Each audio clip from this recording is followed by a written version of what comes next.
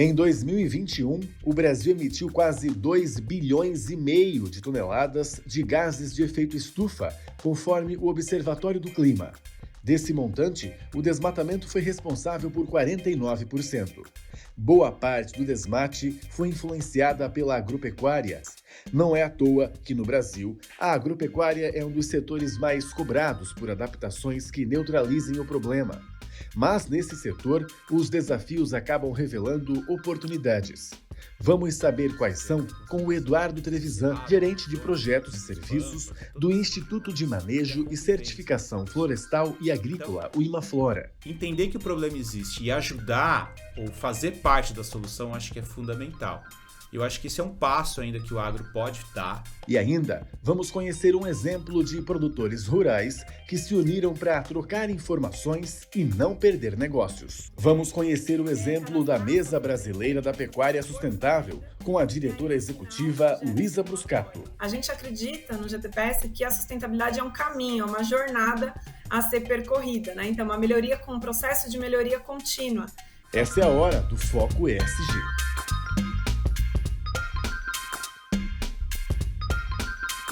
Bem-vindo, Eduardo. Oi, Pablo. Obrigado pelo convite. Uma honra estar aqui hoje. Obrigado por ter vindo compartilhar esse conhecimento com a gente, né? A industrialização, quando ela realmente tomou forma, há mais de 150 anos, mostrou que a gente lida com o planeta de uma forma irresponsável, inclusive na agropecuária, né? Mas a agropecuária também sempre acusou que a legislação que acabou surgindo para controlá-la também era, ou ainda é, exagerada. Aí ficou aquela disputa, né, de um desenvolvimento sustentável e um econômico. De que forma você acha que isso acontece agora? Já passamos para uma fase mais colaborativa?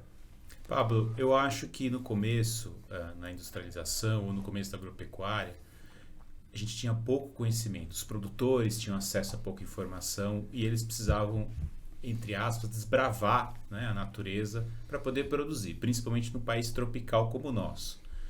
Mas passando já bastante tempo, com as legislações que nós temos, que realmente são uma das mais restritas do planeta, inclusive, os produtores estão caminhando já para um nível de responsabilidade muito maior. Então hoje a gente tem muito acesso, tanto os técnicos quanto os produtores, ao como se deve produzir, como se deve ser feitas as atividades no campo da socioambientais, os trabalhadores, as leis trabalhistas, leis ambientais. Então, isso é um processo de mudança muito radical, né? Então, as coisas estão melhorando muito fortemente. Como você acha que a gente poderia mudar esse quadro de ruralistas de um lado e ecologistas do outro, para transformar todo mundo em agroecologista? Estou pedindo demais? Eu acho que agroecologista seria um sonho, né? Mas enfim, eu acho que é possível. Eu acho que a gente tem um momento bastante oportuno para que os agroecologistas, os ecologistas, as entidades que trabalham com a conservação do meio ambiente, que trabalham para a manutenção dos ecossistemas, junto com os produtores, eles têm algo muito em comum. Todo mundo precisa da natureza, né? Tanto os ecologistas, a sociedade, como os produtores, porque os produtores precisam de água para irrigar lavoura, precisam de um clima para ter chuvas, sem água ele não consegue produzir, temperaturas adequadas, precisam dos polinizadores, da natureza, da floresta. Então existe e geralmente o produtor, ele gosta muito da natureza, né? Os produtores. Então eu acho que é importantíssimo que se unam esses dois lados, né? Para que se discuta um futuro benéfico para todos, né? E às vezes só falta um pouquinho de informação mesmo, né? Para entender o lado do outro, diríamos assim, e ser empático um com o outro para entender as importâncias que não são só do outro, como você falou, são dele também, porque o ruralista depende do meio ambiente para produzir melhor, né?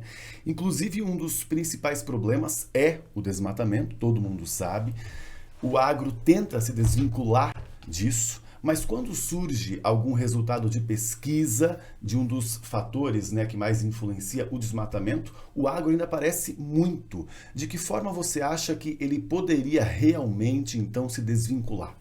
Bom, acho que o agro, primeiro, ele precisa entender, aqueles setores que ainda não chegaram a entender nesse processo, que o desmatamento é um problema para o Brasil, tanto do ponto de vista da imagem externa, mas principalmente pelas mudanças que podem acontecer no clima. Enfim, existem algumas teorias que demonstram aí, alguns estudos que mostram que se a Amazônia chegar a um certo limite de desmatamento, talvez a gente não retorne mais, e as consequências para o clima podem ser, enfim, muito difícil de avaliar, mas isso com certeza vão trazer problemas para a produção. Então, como eu disse, é interesse tanto do setor produtivo quanto da sociedade a conservação dos ecossistemas, a conservação do Cerrado, da Amazônia, enfim, dos Pampas e todas as regiões, e a convivência desse processo. Então, entender que o problema existe e ajudar ou fazer parte da solução, acho que é fundamental. Eu acho que esse é um passo ainda que o agro pode dar, buscando formas de apoiar iniciativas, de trabalhar em conjunto com entidades públicas e privadas, justamente para que o desmatamento ilegal, principalmente, ele acabe de uma vez, né, no nosso país. E quando você fala isso de se envolver mais, até mesmo, quem sabe, na comunicação disso, né? Porque a gente sabe que as grandes empresas do agro, elas poderiam, né, inclusive, incentivar mais, né? Porque elas é que acabam se beneficiando. Sim, acho que existe em alguns setores uma ideia que os ambientalistas são inimigos do agro e também dos ambientalistas, que o agro são inimigos dos ambientalistas, do meio ambiente. Então, é necessário que exista uma discussão, uma conversa, um diálogo entre esses setores, porque não deve ter um clima de inimizade, né? E principalmente as entidades que trabalham aqui no Brasil, eles não estão... Existe uma ideia de que muitas vezes entidades brasileiras ambientalistas trabalham em prol de interesses internacionais para que o agro aqui não se estabeleça, não cresça. Eu acho que isso não necessariamente é verdade, tá? Não é verdade, na verdade. A gente tem um foco de conservar justamente para o agro até poder ser mais produtivo e trazer mais benefícios para a sociedade ainda, como a renda que ele gera, né? O PIB, que é super importante para o país, geração de emprego. E a gente sabe que no próprio agro estão as maiores reservas de Mata Atlântica, por exemplo, aqui na nossa região, aqui, por exemplo, mesmo no sul, no Cerrado. Então, esses dois lados precisam conviver em harmonia. E quando a gente fala do desmatamento, existe aí um próximo passo que surgiu mais recentemente, que é, então, como rastrear, né? Demonstrar que as nossas fazendas não estão desmatando. Esse é um dos nossos principais desafios, né? Por quê? Bom, principalmente na Amazônia é um grande desafio, na cadeia da pecuária, em outras cadeias, no café isso já está totalmente resolvido, café rastreado por talhão, e frutas também, já há bastante tempo, então a própria cana é possível rastrear. Agora, quando a gente vai para a pecuária, existe um grande desafio, por quê? Normalmente o gado ele nasce numa pequena propriedade, que a gente chama de um criador, que é um agricultor familiar, muitas vezes, um pequeno produtor. E esse gado ele é revendido 2, 3, 4 vezes até chegar no frigorífico, na hora do abate. Então, o controle, isso não é... No Brasil não é obrigatório que exista, não existe uma lei para isso. E é muito difícil, porque a gente está falando de áreas que são, na Amazônia principalmente, que são longínquas.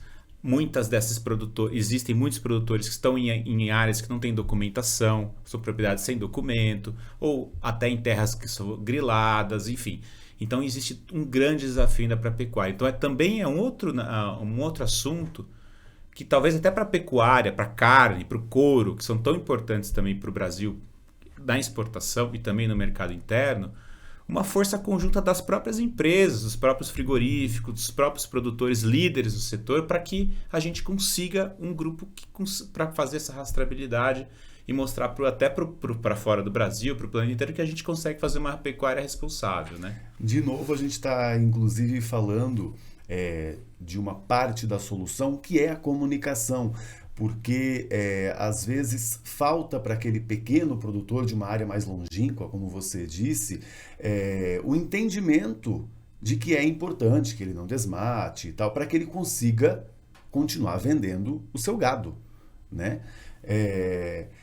Senão a gente acaba criando também uma exclusão desses pequenos produtores. E a gente precisa deles, as empresas precisam deles para conseguir atender a demanda, certo? Com certeza. O produtor, muitas vezes, que ele está numa área que não tem o CAR, que é um cadastro, né? O pessoal do agro conhece bem um cadastro para todos os produtores, ou que ele está numa área que tem desmatamento, ele já não consegue crédito no banco, por exemplo, ele não consegue fazer investimento na lavoura. Então, ele não consegue acessar, às vezes, um frigorífico maior, que pode pagar um preço melhor na carne dele, então, no animal que está comprando. Então, assim, esse processo é benéfico desde o grande até o microprodutor, né? Porque muitas vezes esse micro, esse pequeno, esse familiar é o que mais precisa de apoio. E aqui, muitas vezes, é o que menos tem acesso. Porque ele já está numa área que é ilegal, então ele não consegue pegar o recurso no banco, ele não consegue investir, fazer uma cerca para proteger a nascente, enfim, uma série de outras necessidades que ele tem, né?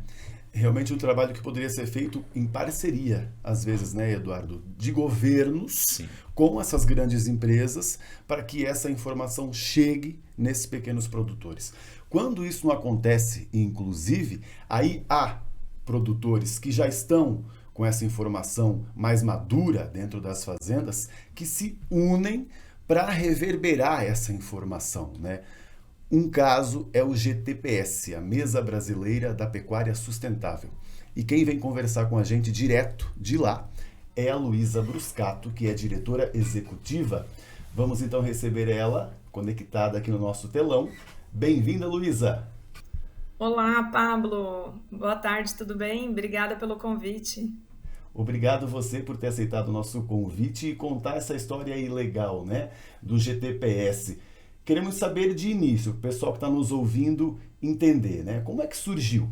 O GTPS nasceu da reunião de 20 grandes organizações de toda a cadeia de pecuária bovina, então ONGs, produtores rurais, bancos, indústrias, frigoríficos, empresas de insumo, varejo também. Todas essas empresas se organizaram para tratar de como é que a gente ia desenvolver, ajudar aí no desenvolvimento, na promoção da sustentabilidade dentro da cadeia de pecuária bovina. E hoje é um grupo bem maior, né, Luísa? Sim, a gente nasceu dessa reunião de 20 organizações mais ou menos, e hoje a gente está com 70 organizações. Então, um grupo que cresceu muito, principalmente aí nos últimos anos, né, tem relação aí com os acordos que o Brasil tem assinado nas últimas COPs, né, nas últimas conferências de clima. Então, a gente tem, sim, evoluído muito nas discussões, especialmente nesses aspectos de clima, rastreabilidade, desenvolvimento de indicadores de sustentabilidade. E vocês não só reverberam essa informação num boca a boca, né, Luísa? Evoluiu. Tem até alguns programas que vocês desenvolveram, fazem viagens, por exemplo, para tentar conquistar mercado. Tem um guia, um indicador de sustentabilidade interno de vocês. Como é que ele funciona? Sim, nós temos o GIPS, o Guia de Indicadores de Pecuária Sustentável, que é uma ferramenta gratuita para o produtor rural poder traçar ali, responder as perguntas, os 35 indicadores, e ter uma fotografia no final do nível de sustentabilidade que a fazenda se encontra. Então, o produtor rural pode acessar a plataforma, o site gips.org.br, cadastrar a sua fazenda, então ele pode fazer isso por fazenda, e aí no final gera esse relatório. A gente acredita no GTPS que a sustentabilidade é um caminho, é uma jornada a ser percorrida, né? Então, uma melhoria com um processo de melhoria contínua. Então, o produtor rural ele vai ter acesso ali a qual nível ele está, qual é o próximo passo e como ele faz para chegar lá. Então, a gente tem também, junto dessa ferramenta, um manual de apoio e, no final, ele vai ter esse diagnóstico, esse relatório, que vai trazer para ele um nível de performance da sustentabilidade e como ele pode fazer para priorizar alguns aspectos que ele queira implementar na fazenda dele e endereçar, né, os assuntos, as melhorias ali internas para poder aumentar o seu nível de sustentabilidade. E aí é totalmente gratuita, autodeclaratório, né? Então, é mesmo uma ferramenta para apoiar o produtor nesse caminho. Daquilo que a gente estava falando, né, Eduardo? Não exclui o produtor rural que está fazendo errado. Ele vai lá, se cadastra, ele mesmo acaba descobrindo o nível que ele está e tem informação para melhorar. Exatamente. Nós lá de Maflora a gente ajudou a desenvolver o GIPS, né? E é uma ferramenta fantástica, porque o produtor conhecendo quais são os pontos fortes, pontos fracos de acordo com a sustentabilidade, né, não com relação à produtividade em si, mas realmente os aspectos socioambientais, ele pode buscar ajuda, pode buscar com uma consultoria, um parceiro, enfim, que possa ajudar a melhorar, né, nesses aspectos e ser mais competitivo, inclusive, né, na atividade dele, né? E esses indicadores também existem diferenciados, né? Não é obrigatório usar esse. Associações diferentes podem ter os seus próprios. Não, sim. Existem vários modelos de verificações, certificações, protocolos. Agora, esse do GIPS é excepcional, porque ele é aberto. Em geral, quase todos eles tratam dos mesmos assuntos. Então, com base nesse sistema, que é público, gratuito, enfim, ele acessa pelo site e tal, se ele tiver que passar por uma outra auditoria, por qualquer outro sistema, ele já vai estar muito mais adequado. Ele já vai saber exatamente o que ele precisa fazer. Então, assim, de forma educativa, é excelente. E, ao mesmo tempo, ele não está sendo auditado, então ele não vai ser punido, né? Enfim, ninguém está lá para julgar. Então, ele pode utilizar aquela informação para a forma que ele achar melhor, inclusive, né? Ele é beneficiado e a empresa que compra dele também e ela acaba conseguindo ter um bom índice ESG em bolsa e também com mercados internacionais, né? Com certeza, com certeza. Luísa, a gente também estava falando aqui sobre essa questão da rastreabilidade, que a gente sabe que é um dos principais desafios. Tem a ver com o que a gente acabou de falar, né? De que forma vocês estão encontrando aí caminhos para conseguir, então, também rastrear, né, essa informação, o caminho do gado pelo Brasil, né, desde a fazenda que ele nasce, depois onde ele passa pela engorda e tudo mais? Sim, olha, Pablo, esse é um desafio grande mesmo. O principal assunto que a gente tem falado é trabalhar no advocacy para, de fato, né, entrar como uma legislação, uma regulamentada, né, mas o ponto de acesso, o que o GTPS acredita hoje, é que a gente tem que ter uma numeração oficial acessível a todos os produtos, né, que seja, então, de preferência também pública e gratuita essa numeração oficial. Então, acho que esse é o primeiro passo, mexer ali na legislação para dar esse suporte para a cadeia. Por enquanto, o que a gente vê são iniciativas próprias, individuais ou programas da cadeia, também temos, né? Temos grandes programas por vários associados nossos, inclusive DH, Carrefour, enfim, outros grandes atores que estão trabalhando nesses projetos, né, com alguns players importantes para poder ter também um piloto funcional, né, e testar esses modelos. Mas, de fato, é necessário para a gente ter uma mudança, né, como a gente gostaria, ampla e que beneficie toda a cadeia, de fato, acho que é importante ter essa mudança de legislação, de regulamentação. Inclusive, sobre isso, vou lançar uma pergunta para o Eduardo, que me surgiu agora. A gente precisa de uma legislação por quê? Sendo que um mercado exigindo já não seria um fator determinante para se criar essa rastreabilidade? No caso de a gente ter uma legislação, é como se a gente tivesse um RG para o boi. Então, ele nasce, ele vai ter um número, né, e esse número pode ser acompanhado no decorrer da cadeia. Se a gente não tem algo que estabeleça uma regra geral, cada empresa pode fazer a sua, e no caso do boi pode ter duplicação ou não ter, enfim, o ideal seria que tivesse algo legal, algo que seja regulamentado, uma regra geral para todos, porque senão cada um faz do seu jeito, a chance de ter um vazamento, como se diz, né, na cadeia, né, Luísa, é muito grande, aí você perde o controle, porque hoje tem diversas ações para rastreabilidade, o brinco, né, você conhece o brinco no boi, etc., mas assim, não funciona, não tem funcionado dessa forma. Então talvez, se a gente tiver uma legislação, uma regulamentação geral, aí talvez funcione. A gente depende de interesse de quem, Luísa? Acho que são vários interesses, né? Mas especialmente aí, como o Eduardo colocou, quando a gente avançar nesse sentido ali na legislação, acho que vai ser interesse comum, né, de todos, para ter mais informação e transparência na cadeia, porque a gente tem certeza que a gente pode ter a pecuária mais sustentável do mundo, né? A gente já tem a legislação mais forte, isso eu posso afirmar com certeza, tive contato com vários outros países, outros países produtores de carne, a gente tem uma legislação que é o Código Florestal Brasileiro, que é muito robusta, e uma vez que a gente tiver informação e acesso a dados, a gente traz transparência e pode até receber mais por isso, né? Que acho que é o grande desafio aí para o produtor rural que está reservando ali 30%, 80% da sua área, preservando biodiversidade, cuidando dos rios ali para a gente que está aqui na cidade, né? Esse produtor tem que receber esses benefícios, esses pagamentos por serviços ambientais, como a gente chama. Então, eu acho que é uma oportunidade mais do que uma forma de punir ou de trazer mais uma coisa para o produtor ter que fazer, mas é ali uma forma de oportunidade de vender também os créditos de carbono, estão falados créditos, né, mercado de carbono, vender ali a biodiversidade, o quanto ele está conseguindo proteger de fauna e flora. Então, é um pouco nessa linha aí de oportunidade que a gente enxerga.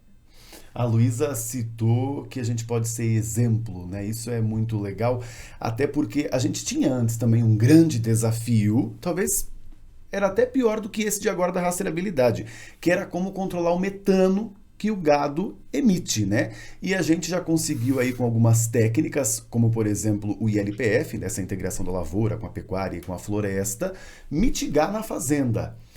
Aí depois, quando a gente tiver essa rastreabilidade também resolvida, Eduardo, a gente pode ser o padrão de sustentabilidade, exemplo para o mundo, será? Sim, o Brasil ele pode, até pelo manejo da pastagem, o Imaflora mesmo já fez vários cálculos em algumas áreas, não só no Brasil, e até outros países, mostrando que a pecuária pode ser o carbono, ela pode sequestrar mais carbono do que emitir, dependendo do manejo, né? Isso também para a agricultura, como eu falei, de plantio direto. Então, assim, para ter um potencial enorme, o que a gente não pode, a gente deveria parar de ficar brigando entre si, né? E buscar opções justamente para trabalhar em conjunto e resolver esses problemas, né? Esses gargalos.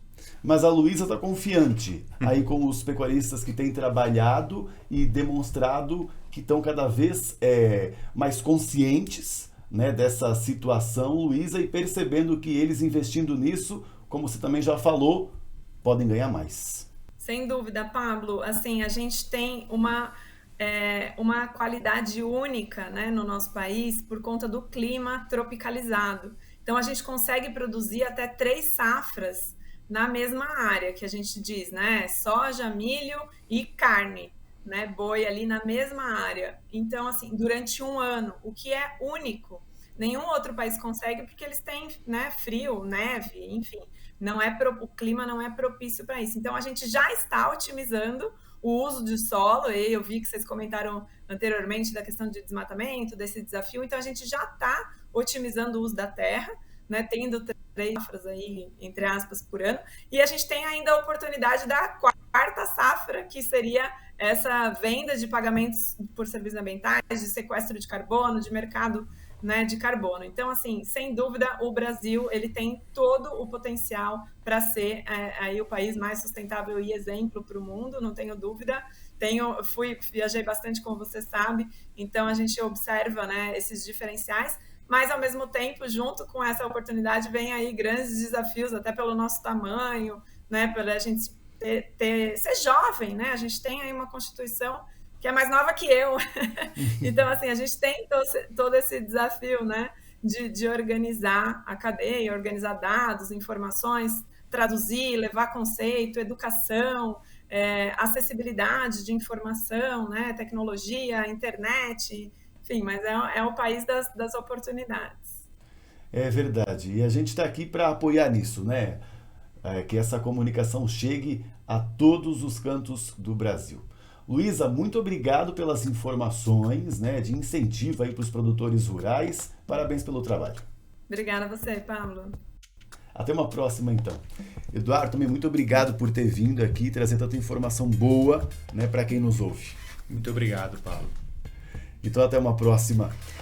Para você também, muito obrigado pela sua companhia e não esqueça de seguir o SBT News em todas as redes sociais, inclusive lá no YouTube, clicar no sininho para ser avisado quando tem episódio novo aqui do Foco ESG. A gente se vê!